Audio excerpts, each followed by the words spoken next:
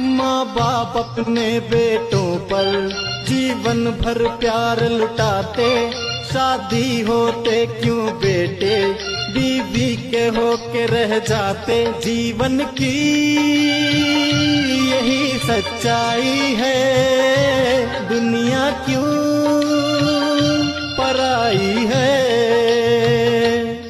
माँ बाप तो हरदम अपना दिल से है फर्ज निभाते, शादी होते क्यों बेटे फिर माँ से अलग हो जाते। जीवन की यही सच्चाई है, दुनिया क्यों पराई है। माना की बीवी होती तेरे जीवन का साया, लेकिन माँ के ही कारण तूने ये